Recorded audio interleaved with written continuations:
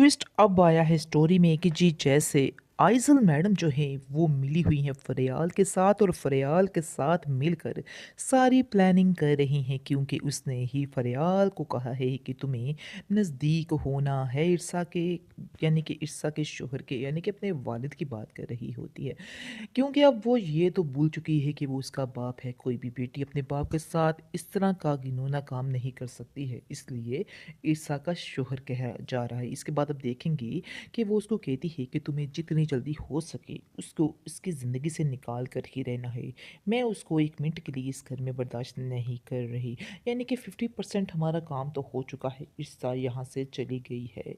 कि वो अपने घर गई है, अब हमें अपना अगला काम जो है वो कंप्लीट करना है, यानी कि तुम्हें और ज़्यादा कमाल के नज़दीक आना है ताकि इर्सा को हमारे बाप की ज़िंदगी से दूर कर सकें। इसके बाद अब देखेंगे कि बहुत ज़्यादा खुश होती है आइज़ल ये देख के कि सारा प्लान हो गया, यानी कि सांप भी मर गया और लाठी भी नहीं टूटी। असल बात ये हुई है क्योंकि वो अपनी तरफ से समझ रही है कि जो कुछ कर रही है वो कमाल को पता चलेगा ही नहीं, लेकिन एंड पर तो उसका पोल खुलना है, तो फिर इसका बहुत ही बुरा हश्र होना है। फिलहाल तो फ़रियाल के साथ वो काफ़ी खुश है और प्लानिंग्स पे प्लानिंग्स कर रही है कि आपने ये करना है तो आपने वो करना है, यानी कि कमाल की ज़िंदगी को बुरी तरह से मुतासिर करना है ताकि ईर्सा नाम का पत्ता जो है उसकी ज़िंदगी से कट हो जाए। तो आप देखेंगे कि ईर्सा के भी दिल में काफ़ी ज़्यादा गुस्सा है कमाल के बारे में, और वो इस चीज़ से कर रही है सारा कुछ कि कमाल कौन-सा ठीक है। वो भी तो फ़रियाल के साथ मिलता है, टाइम स्पेंड करता है, तो इसलिए मैं क्यों ऐसे नहीं कर सकती। हालाँकि कमाल के दिल में ऐसी कोई बात नहीं है।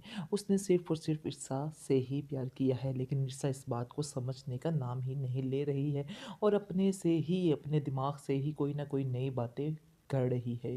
बहरहाल अब देखेंगे आगे के कमाल को इस बात की समझ नहीं आती है कि आखिर वो किसी मजबूरी को समझने का नाम क्यों नहीं ले रही, लेकिन यहाँ पर कमाल भी गलत है। क्यों वो अपनी बीवी को छोड़कर वो फ़रियाल को ज़्यादा दे रहा है इंटरेस्ट और कहता है कि फ़रियाल तुम्हें मेरी ज़रूरत है तो मैं अभी आ रहा हूँ, क्योंकि ईर्सा का ज़हन उसने खुद ही बनाया होता है।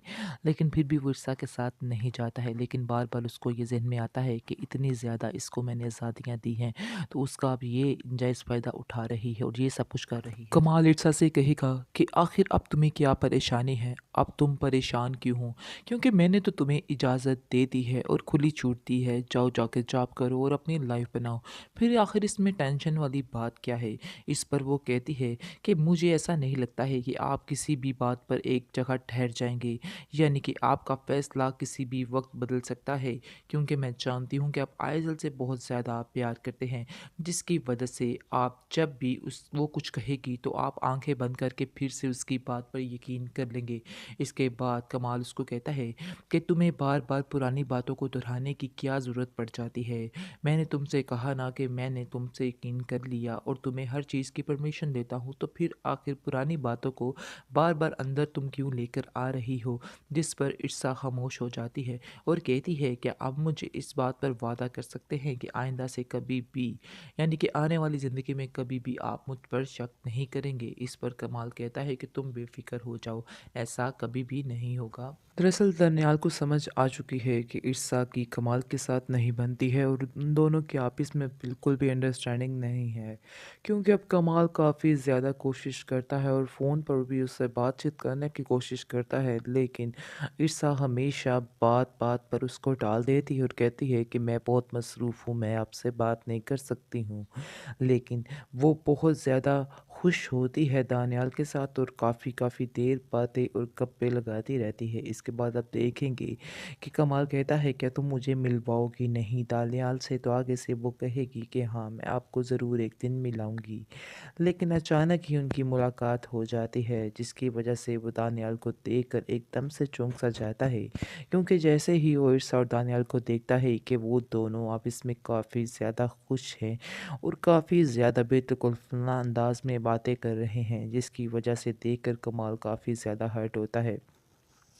लेकिन वो किसी से कुछ भी नहीं कहता है। जैसे ही वो घर आता है मज़ीद परेशान रहता है और इसके बाद आप देखेंगे कि वो दिल ही दिल में सोचता है कि हकीकत तो यही है कि मुझे सब लोगों ने समझाया, सब लोगों ने ये कहा कि तुम्हारा और रिश्ता का कोई भी जोड़ नहीं है, लेकिन मैंने कहा नहीं, ये सिर्फ़ और सिर्फ़ किस्मत का लिखा है, इसमें कोई भी बात नहीं है। इर्सा मेरे साथ बहुत ज़्यादा खुश है, लेकिन मुझे आज इस चीज़ का अंदाज़ा हो चुका है कि इर्सा मेरे साथ खुश नहीं है, बल्कि वो एक मजबूरी के तहत ये रिश्ता निभा रही है।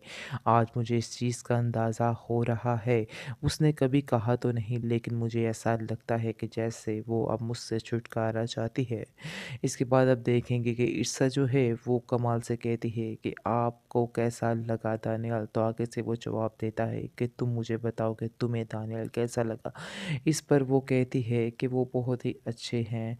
इसके बाद वो समझ जाता है कि दाल में कुछ काला है, कोई ना कोई कहीं न कहीं गड़बड़ ज़रूर है। दूसरी तरफ आप देखेंगे कि उसकी फूफो कमाल की घर में रहने के लिए आ जाएगी। और जैसे ही घर में रहने के लिए आएगी तो देखेगी कि घर का माहौल बहुत ज़्यादा ख़राब से ख़राब होता जा रहा है, जिसको देखकर वो काफ़ी ज़्यादा परेशान होती है क्योंकि ईर्षा जो है वो पहले वाली ईर्षा तो रहती ही नहीं। ना तो वो कमाल की तरफ ध्यान देती है और ना ही वो घर की तरफ ध्यान देती है। हालाँकि वो तो वो का भी लिहाज़ नहीं कर रही है। जैसे ही वो घर में आती हैं तो सारा कुछ छोड़-छाड़ कर वहाँ से चली जाती है और अपनी ही ज़िंदगी में मगन हो जाती है, जिसको देखकर उसकी फूफो कमाल की काफ़ी परेशान होती है और कमाल को बुलाती है कि मैं तुमसे कोई बात करना चाहती हूँ, जिस पर वो कहता है कि आखिर ऐसी क्या बात है कि आपने मुझे बुलाया?